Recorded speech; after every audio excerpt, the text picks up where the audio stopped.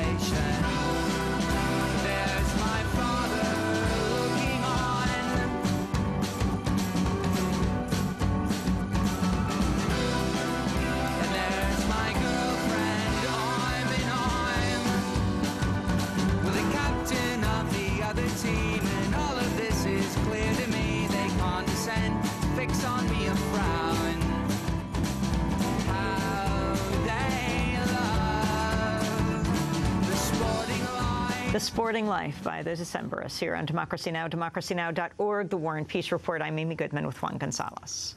Well, next week marks the 40th anniversary of the landmark Supreme Court case Roe v. Wade, which guaranteed the right to abortion, a right that has since faced major restrictions. New research shows hundreds of women in the United States have been arrested, forced to undergo unwanted medical procedures, and locked up in jails or psychiatric institutions because they were pregnant. In one case, a court ordered a critically ill woman in Washington, D.C. to undergo a C-section against her will. Neither she nor the baby survived. In another case, a judge in Ohio kept a woman in prison to prevent her from having an abortion. Researchers attributed this criminalization of pregnancy to a range of anti-choice laws at the state level, encouraging officials to treat a woman's pregnancy as legally separate. Well, for more, we're joined by Lynn Paltrow, founder and executive director of National Advocates for Pregnant Women, co-author of the report, Arrest of and Forced Interventions on Pregnant Women in the United States. Welcome to Democracy Now!, Lynn. Talk about what you found.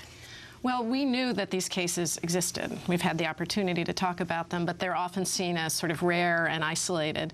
And in fact, when we brought up these cases in response to proposed personhood measures that would authorize the states to treat fertilized eggs, embryos, and fetuses as if they're entirely separate from the pregnant woman, when we said, look, this is going to be used to arrest women who've had miscarriages and stillbirths. This is going to be used to surveil pregnant women. It's going to do much more than just, as they claim, end the injustice of abortion. And they said, that's just scare tactics. So we said, okay, let's look at what's going on. And what we found when we sought to actually document cases is we found 413 cases between 1973 and 2005. After Roe was decided, we picked that period so we know the outcome of the cases. We know from evidence we got that there were many more of those cases, but we know because sometimes we were advising women who were in South Dakota taken into custody on suspicion of pregnancy to protect the unborn child from her drinking, for example.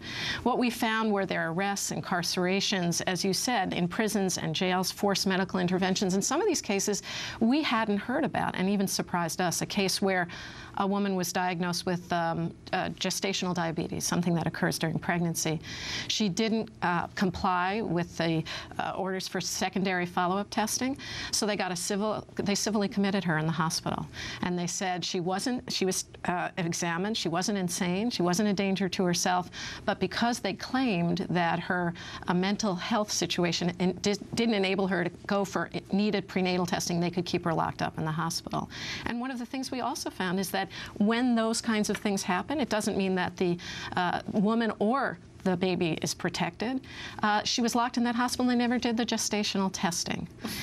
But I think part of what we found, too, as all of this, we sort of talk about it in a language that's very familiar for the last 40 years, Roe v. Wade and the right to abortion, the criminalization of pregnancy.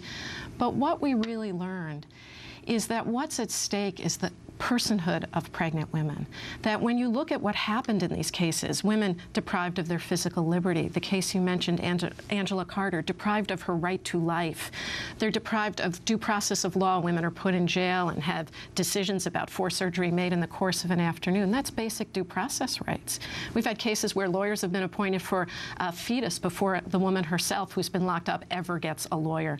Cases where they've ordered a procedure over women's religious objections. And one court said, pregnant women, of course, have a right to religious freedom unless it interferes with what we believe is best for the fetus or embryo. Even here in a liberal bastion like New York City, where a recent report that more than a dozen city hospitals were routinely testing pregnant women for drugs without informing them about them.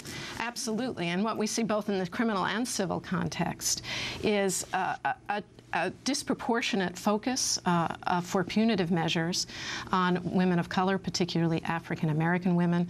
We found that this disproportionality included the greater likelihood of felony charges, greater likelihood of the doctor turning in an African-American woman.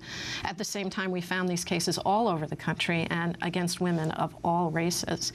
So what we're seeing, and I'll just tell you about we have 10 seconds. That we are really talking about not just abortion rights. We are talking not only about reproductive rights, but whether or not in the guise of trying to end just abortion, we are going to remove pregnant women from the community of constitutional persons. Lynn Paltrow, we're going to link to your report at democracynow.org, founder and executive director of National Advocates for Pregnant Women. On Monday, we'll be in Washington, D.C., a 5-hour special on the inauguration from 8 Eastern Standard Time.